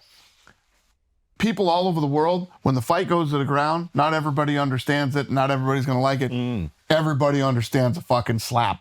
And when I tell you I sell holy shit moments for a living, we could watch the whole card on Saturday and maybe we don't get one. In Power Slap, it's 1, 2, holy shit. Yeah, every slap is a holy shit And moment. when you look at, so everybody that talks shit about Power Slap in the early days, I mean, we have like 30 million followers in less than 3 years, you know? So I mean, it's the one perfect thing to say, follow on Instagram because every time you see it, listen, I'm not a Power Slap fan, but every time a Power Slap video comes up on my feed, I will watch it to completion. and that's what I noticed about myself. Yeah. I'm the most jaded motherfucker ever when it comes to fucking sport. Right? But when if it a comes to Samoan fights, guy right? is slapping a But hillbilly. I would watch the slap reels till Over the and end over again. Yeah, to yeah. see who won, Yeah, right? yeah. And then when I first started this thing, you know, I had all these guys that are smart guys whom I respect saying, yeah, it's short, snackable content that people are going to watch, but no, people are hitting follow and they're following it. Right. You know? Yeah. So, and now people are showing up to it and it's starting to, and I've already been through this. I already know how this works. And Right. we continue to pull massive numbers. We're going to double what we did last year. So maybe it's as the far stakes. as views go. Maybe we're not invested in the characters yet. Maybe we're not invested. And it's a much younger demographic too, which I love, and that's what you need. Right. It was the same thing with the UFC too. Interesting. The UFC was a much younger demographic, right? Then you had the boxing- fucking boxing boxing guys, was and legacy, the it was a baseball guys, and the football guys, and we had a much younger demo. And for that time period, that demographic was online. There used to be this site you'd go to and you could talk everything MMA, and fighters would go in there. It was called the Underground, and everybody was in there talking about UFC. And realistically, back then, that was our only form of advertising. So when Twitter and social media started, You're like, I was let's let it fucking rip. in. I mean, that was my, It's so funny, like UFC or MMA in its early stages, I remember it being this like rebellious martial art form. Like just, you didn't even know if it was totally martial arts. Some of these guys looked like they were coming out of some like backyard brawl, just absolute tough guys. Some guys in fucking gis. It was just so abstract. It felt like on some Street Fighter shit in a lot of ways, right? Now you guys are the dominant fight sport, right? I think that you've passed boxing. Right. Now, yes, there's going to be a boxing fight that, clips some crazy number. But in terms of like regularity and interest. completely inconsistent, the boxing shit. And when a big one comes, people are like, oh, we should probably see We should this get one. in. That's fair. It's like You won't see another one for 3 years. Top Gun Maverick. Comes out. Oh my God, movies are back. It's like, not really. That's Top Gun. This is like a legacy. It's a great point. Okay, but is it weird not being the rebellious one? Is it weird being the legacy sport now? You're this guy who's constantly fighting against something. But I think we still are that. We still have that. You have the spirit, but we're won. We're one of the big major brands, but we still have that. We went through COVID. I'm always first with shit that other. So you find other tired things to sports fight leagues about. won't do. You know what I mean? Okay. We announced the Poly Market deal today. Oh, right. Okay. And how we're going to integrate it into the television show and all that stuff. We still do things that the older, stiff, leagues won't do. Okay, so in terms of how you see yourself, you still see yourself as rebellious in terms of the behavior and the actions on behalf of the business, but you do recognize that like you guys are the thing. Is that weird for you to even say? No, it's what not am I weird for me to feeling say. right now from you? What is this hesitation? That's not how I look at things. Yeah, I don't look at things like, oh, we're the thing, we're there, we made it. Yeah. There's still a lot of work to do. Because then you stop. I mean, that's an interesting perspective. Yeah. It's like then you rest on your laurels. It's like it's the Marvin Hagler thing, dude. It's like if you want to fucking get busy, if you want to fight, you got to put yourself in prison. Yeah. I mean, that's what he was saying, right? 100%. There's still a lot of work to be done. Yeah. When I tell you that I want to be the dominant sport, I'm not talking about goofy other fucking leagues like PFL and all this other shit. You want to dominate sport. Dominate the NFL. So the fact that there's the NFL, the fact that the Super Bowl is the biggest event of the year, you're like, no. I never looked at all the other combat sports guys as my competitors. I always looked at, because even from the Talk jump, that shit. I'm trying to get. I was trying to get in the paper. You know what I mean? Right. So if I'm in LA, I'm competing with the Dodgers, the Rams, the fucking the Lakers. That has always been my competition in my mind. So do you want to dwarf the Super Bowl? I want to beat no. I want to dwarf fucking soccer. The World Cup. Yeah.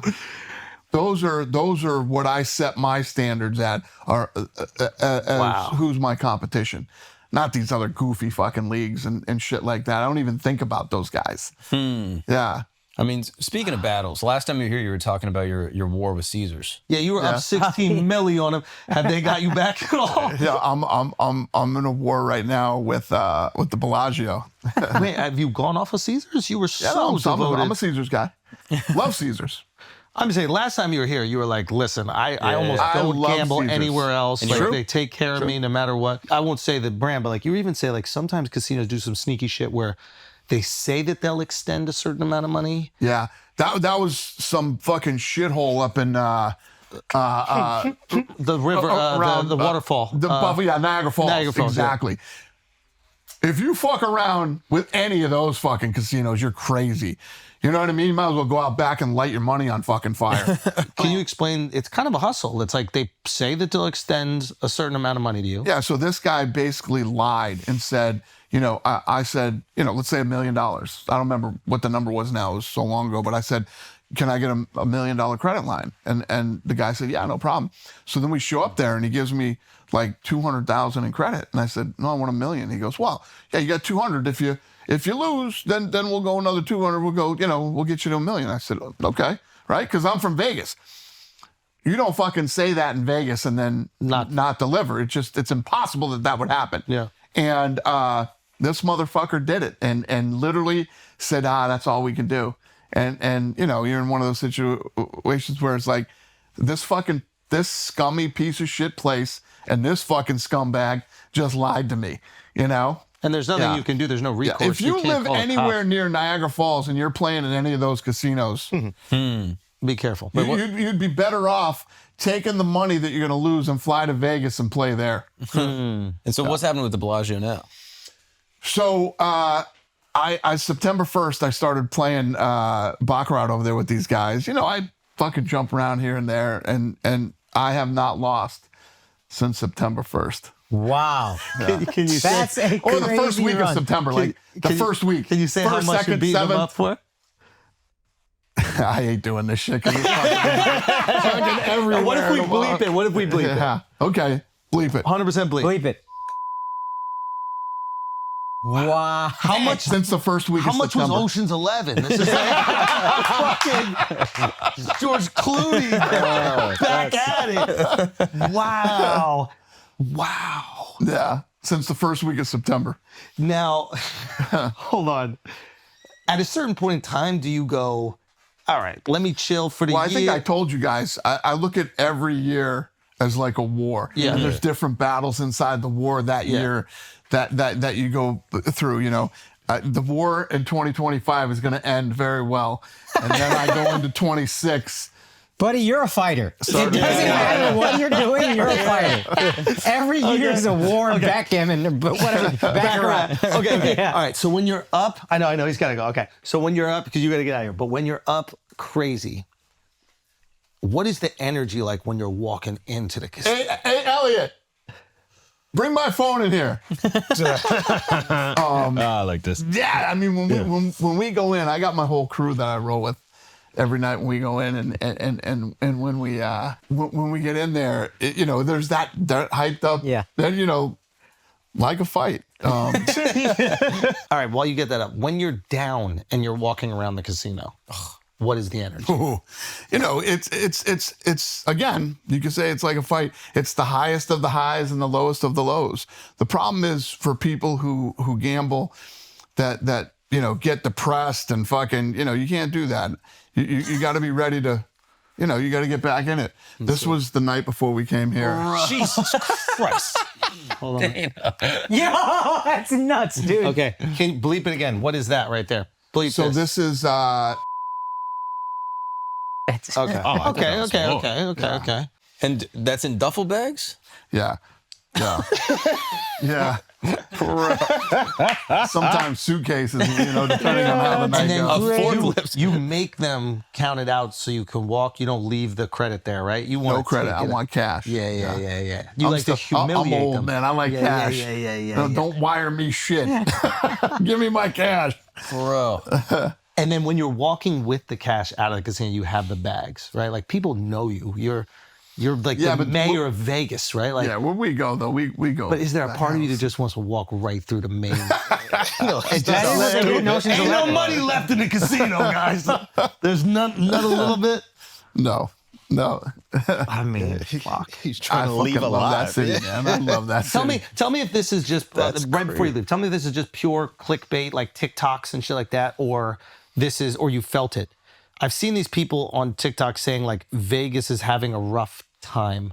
Do you think that that's true? Are there too many casinos? Is that pure bullshit and just people They trying can't to get afford clicks? you. So we were just in Vegas, a few days ago, and we were at the Bellagio, packed, fucking wall to wall. So this is bullshit. This. There's so much bullshit that comes. I used to love the Vegas what happens in Vegas stays in Vegas. Now it's like there's all this, clickbait bullshit, right? Like there is everywhere else. Yeah. Now Vegas has become like its own celebrity that gets attacked, and you know what I mean. It's pretty weird. Like it has its own identity that you have to be. Now, is it possible that there's so many casinos that some aren't as busy as others, and they're trying to point it? I think what people point at is things which I agree with 100%. That I hate about Vegas, and I love that fucking city. Paying for parking, fucking bullshit. I saw a video about this too. Absolute fucking bullshit. Bro, taxis used to be free in Vegas. Any of these fucking casinos that are charging for parking is disgusting. And listen, if you're a Vegas guy and you like to go to Vegas, then stay at Station Casinos. Any of the Fertitas properties, they don't charge for parking. It's like old school Vegas. And resort fees. They're hitting people with resort fees, which is another fucking dirty. Yeah. I think that was the sentiment that they felt like, especially if you're maybe You're our getting age. nickeled and dimed. Yeah, well, the beautiful thing about Vegas is somebody that didn't have a lot of money got to go and feel like someone special. Yeah, but they still do have places. But they do have places that you can go where they treat you right. You can play $5 tables and that's what I did. do all that shit. I made $45. I'll show you a photo But later.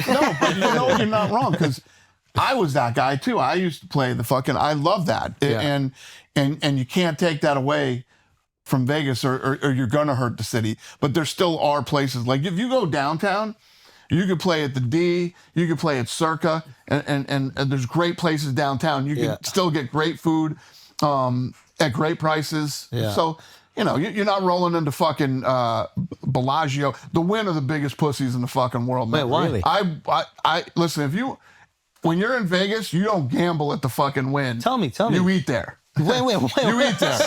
So Wait, the why? Wynn, because the Wynn does, they'll do everything they can to make sure you fucking lose when you play there. They're the fucking worst. How?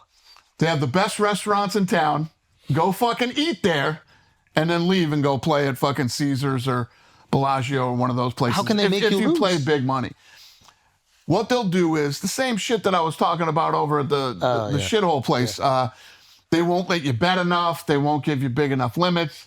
They play these little pussy games that you can play to make sure that, And if you, listen, everybody who plays, there's nights you go in and you get in a hole.